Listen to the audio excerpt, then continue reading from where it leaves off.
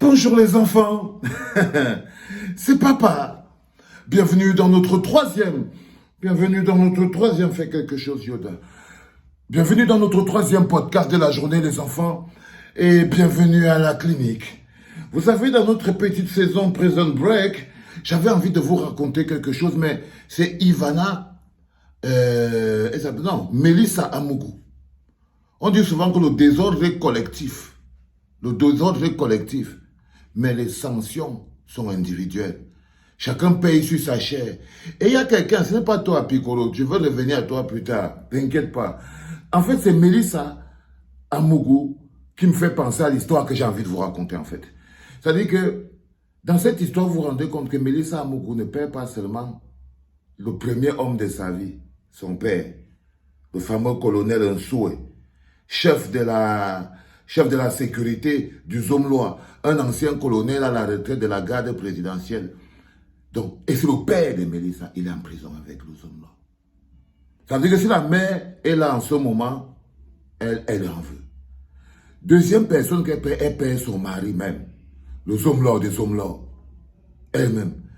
Ça veut dire que quand j'ai pensé au père de Melissa, j'ai pensé à mon père. J'ai pensé à mon père parce que, vous savez, quand on nous a arrêtés, mon père, ça veut dire qu'il n'y a pas plus gros sardinat sur la planète. Mon père, c'est l'authentique sardinat. Ça veut dire que jusqu'à présent, un monde hors de la sardine, lui, il ne connaît pas. Pour lui, Pomba, c'est l'alpha et l'oméga. Moi, je me rappelle quand j'étais petit, mon père, lui, voulait même porter des habits comme Pomba.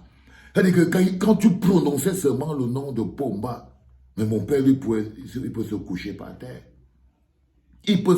Pomba peut dire à mon père que va ramasser les sacs là. Mon père lui parle. Il va même pas lui dire que il a 80 ans. Hein. Et c'est un ancien fonctionnaire. Vous voyez que mon père, lui, c'était un tété. C'était un tété. Un chef. Membre du comité central. Authentique sardinat. Chef, membre du comité central. Authentique. Les gens disent que le RDPC, les infiltrés. Il y a des gens qui sont nés dedans.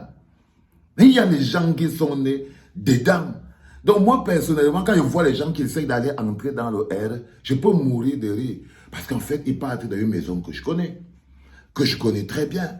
Ah, mon père étant un grand patron, membre du comité central, c'était un membre de la marmite. Moi, quand j'étais petit, partout au travail, mon père, par exemple, il avait au moins 5 ou 6 secrétaires. Elles étaient toujours là. Massa. Quand j'arrive là-bas, on dit que l'enfant du patron, les mamans, elles se couchaient devant moi comme n'importe quoi. Mais le premier bug que mon père a eu, c'est quand il a pris la retraite. Vos parents connaissent ça, non? Quand le gars a goûté la retraite, ça dit qu'il est redevenu un homme normal. 2 jours après, il doit repartir dans son travail pour prendre les documents. Il s'étonne que la femme, la petite secrétaire qui se couchait, dit que Massa dit que non, il faut attendre un peu dehors, monsieur Abel, le patron est là-bas et tout. Il s'étonne. Il voit que les gens qui se couchaient par terre devant lui, ils ne se couchent plus. Le gars s'est repris, il a compris que quand le pouvoir te quitte, ça t'a quitté. Je vous raconte cette histoire parce qu'il faut que vous compreniez. Les gens ne savent pas qu'il y a des gens qui se couchaient devant Amougou. Quand ils entendaient seulement qu'Amougou va venir chez eux, Amougou Bellinga va venir chez eux, ils étaient déjà en train de pleurer. Aujourd'hui, même à Vision 4, la magie est morte. La magie, si tu prends Amougou maintenant, tu le mets encore dehors. La magie est morte. On ne voit que l'homme, le déchu. Le pouvoir est passé ailleurs. Le pouvoir est passé ailleurs. C'est-à-dire que ça, c'est la retraite avec mon père. Alors, mon père, c'est un authentique Satan. Et quand on décide de marcher, tous les jours, il veut aller rencontrer encore les chefs avant. Les chefs ne le reçoivent plus. Il demande l'audience là-bas parce que l'Ongé est en train d'entrer. C'est compliqué. Il part là-bas. Il veut l'audience. Il veut l'avancement sur la solde. Il veut l'avancement sur la retraite. Il s'étonne que personne ne veut plus le recevoir. La maladie du retraité. Personne ne veut plus te recevoir. Donc le gars, il s'étonne que personne ne l'appelle plus. Les gens qui décrochaient quand ils travaillent, ils ne décrochent plus. Ils ne décrochent plus. Le gars n'est plus dans le business. Il n'est plus dans le business, il est dehors. Alors il est là dans son game, il tombe, il se relève. Finalement, un jour, son téléphone sonne. Qui appelle? À Tangachi. Les gros yeux. À Tanganji, les gros, il voit le numéro d'Atanganji. Son sang s'est d'abord glacé. Je vous dis qu'en 2018, quand tu voyais le numéro d'Atanganji affiché sur ton téléphone, mais c'était comme si c'était les chaînes seulement, c'était comme les dents du caïman. Toi, tu savais que pour toi, il était cuit. Tu savais que pour toi, il était cuit. Il voit le numéro d'Atanganji. Atanganji le cherche. Le gars, il s'est d'abord pissé dessus. Un vieux de 70 ans, les gros yeux sont sur ses oreilles. Il prend le téléphone, allô, il dit que monsieur, venez ici. Papa, il part là-bas. On parle lui dire que tu vas dire à ton fils que il a encore une chance de s'en sortir. Mais là où il est là, si son nom est écrit ici, là, sur la liste, on va les arrêter demain. On va les arrêter demain, sauf si j'ai écrit la lettre que Maurice Kamto, c'est un mauvais gars, lui, il a été manipulé, lui, il est ceci, lui n'est rien. Et peut-être que là, il peut sortir de là. Eh les gars, imaginez mon répé, 70 ans. Ça dit que le gars regarde son fils, comme il dit que Seigneur, c'est pas Dieu. Si on mettait Maurice Kamto devant mon père le jour-là, il le bouffait. Qu'est-ce que le type s'y a fait à mon fils? Un vieux, je suis un vieux que j'ai déjà plus de 40 ans. Mais mon père est persuadé que c'est Maurice Kamto qui m'a forcé. Mais les gros yeux l'ont terrorisé. Quand mon père a sonné chez moi, et là, il pleurait. Si tu veux que je meure aujourd'hui, si c'est que c'est comme ça que je dois finir tout le travail que j'ai fini de travailler dans ma vie pour élever les enfants, c'est comme ça que tu viens finir et ce n'est pas possible. Il met la main sur la tête, il part à gauche comme ça, il part à droite comme ça là. Demain lundi, demain je te dis, on va aller le voir. Je dis que, oh là là là là. Il dit que papa, mais demain c'est samedi. Demain c'est samedi. Comment on va aller le voir demain, c'est samedi? C'est pas possible. On va aller lundi. Le gars est parti.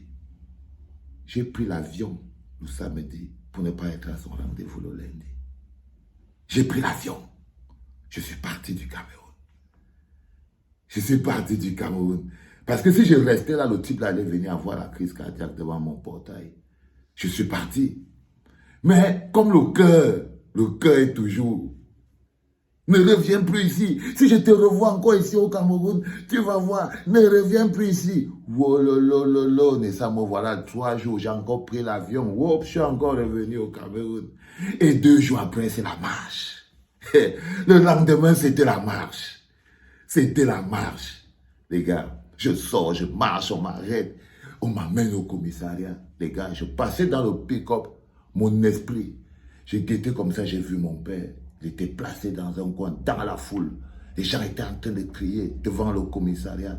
Il avait les larmes plein les yeux. Il avait les larmes plein les yeux. Il ne savait pas quoi dire. Il était au milieu des gens. Ils étaient peut-être 1000. Vous voyez la poste centrale, non? Il était peut-être 1000 ou 2000 comme ça, là. Mais je le voyais. Mais je le voyais. Il pleurait comme un enfant. Il pleurait comme un enfant. J'étais là sur le pick-up. On m'amène dans le truc et tout. Allez, on pas rester enfermé. Et l'une des rares personnes qui pouvait venir me voir, c'était mon père. Donc, quand on m'a amené au GSO, il vient me voir au GSO. Tous les jours. Il me dit que je suis parti. Il y a le ministre, parce que tous les ministres, Amourou Belinga, que vous voyez là, il était sur le dos de mon père. Il disait à mon père que je dois écrire la lettre. Quand je vous dis souvent que vous qui partez jongler avec le R, là, faites très attention. Faites très attention. Faites très attention. Ça ne dose pas. Ça ne dose pas. Il n'y a pas d'honnêteté là-bas. Ayez le cœur sec et froid. Tous les jours, mon père a passé plus d'1 mois à essayer de me retourner. Donc imaginez-vous que les visites commençaient même à être douloureuses. Donc quand il vient comme ça, là, j'ai envie de lui dire que qu'est-ce que tu es venu faire ici? Qu'est-ce que tu es venu faire ici? Parce que ça commençait à me prendre la tête. Ça commençait à me prendre la tête, mais je pouvais sentir sa douleur. Il avait honte. Il était triste. Il était triste. Tous les gens au village, imaginez mon père, un patriarche Kambeti, authentique sardina, bon tribaliste sur les bords. Tu fais comment est lui? Donc même au village, le gars dit qu'il n'arrive même plus à marcher debout. Il n'arrive même plus à marcher debout. La dernière fois que j'ai parlé, le gars m'a dit qu'il ne peut même plus mettre les pieds au village. Parce que tout le monde le prend pour un traître.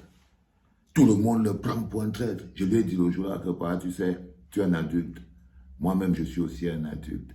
Tu te défends avec tes problèmes. Moi, je me défends avec mes problèmes.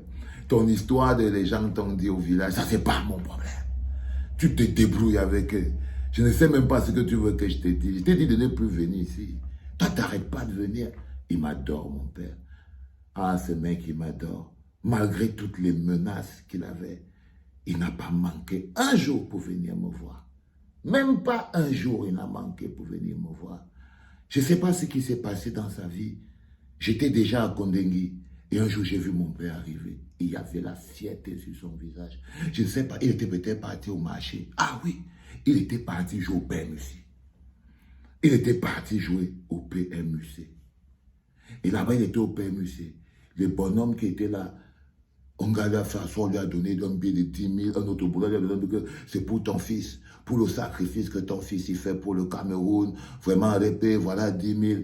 On a dit que c'est le père de Valsero. Elle dit que oui, c'est le père de Valsero. La femme même du père, mais ça a dit que non, toi tu vas valider ton Kentenjo, tu ne payes pas et tout. Il s'est assis là, il n'a jamais été autant honoré de sa vie. C'est le jour-là où il a connu la vie hors de la sardine. C'est le jour-là où il a connu la grandeur et la dignité. C'est ce jour-là où tout a changé dans sa vie. Le jour où il était assis sous le soleil, en train de vouloir valider son ticket du PMUC. Et il a vu les gens lui donner plus que de la force. Plus que de la force. Les gens appelaient les gens. C'est le papa de Valsero ici. Il vient, le gars est assis comme ça. Il était comme Michael Jackson, non, mon frère. Il était assis là comme Michael Jackson. C'est-à-dire que même Michael Jackson et Madonna mélangés, il était là. Les gens venaient de partout. Il signait les autographes. Il était content. Ton fils c'est un lion. Ton fils c'est un grand. Ton fils c'est un fort. C'est-à-dire qu'il voit la distance entre ce que les gens lui disent que non, ton fils c'est un gars qui veut déstabiliser. Il n'est pas bon. Il est la honte des écrans. Il est ceci, il est cela. Et tous ces gens qui lui disaient ça, ils l'ont abandonné. Tous ces écrans qui lui disaient que ton fils est la honte des écrans, tous ses cousins, ils l'ont abandonné. Et là, il venait de retrouver la chaleur du peuple. Il venait de retrouver la chaleur du peuple. Ça veut dire que sa famille nucléaire l'avait abandonné. Et il était assis au carrefour sous le soleil, en train de jouer le PMUC. Et là, le peuple, c'est pour ça que j'ai tellement confiance au peuple camerounais. C'est pour ça que je vous fais tellement confiance. Parce que cet homme-là, vous l'avez sauvé. Parce que mon vieux pépé, il a 80 ans aujourd'hui, s'il est encore vivant, vous l'avez sauvé parce que l'énergie qu'il a pris là, l'a rajeuni d'au moins 20 ans. L'énergie qu'il a pris là, l'avait rajeuni d'au moins 20 ans. Je l'ai vu venir à la prison de Kondengui. Le sourire jusqu'ici. Depuis quand le type s'y sourit?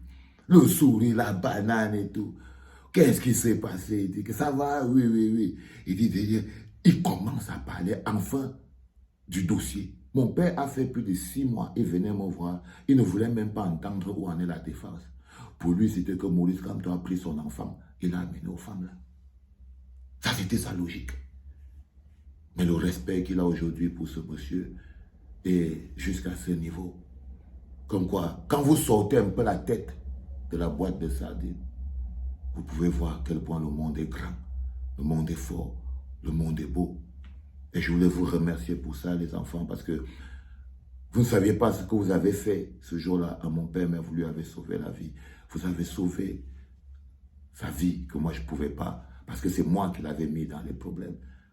C'est là où j'ai découvert à quel point il m'aimait, parce qu'il a partagé ma prison avec moi. Pendant 10 mois, il est venu pendant 10 mois, tous les jours, les gars. Tous les jours, même pas manquer un jour. Même pas manquer un jour. C'est pour ça que quand je vois ce qui arrive aux autres, je leur dis, j'espère que vos familles seront aussi fortes que la mienne l'a été. Les enfants, j'aime bien vous raconter ces histoires en ce moment-ci, parce que c'est le moment, quoi, comme on dit. Je vous ai dit, j'enregistre mes mémoires, j'écris mon histoire, et là, c'est l'épisode Prison Break de mon histoire. C'était papa.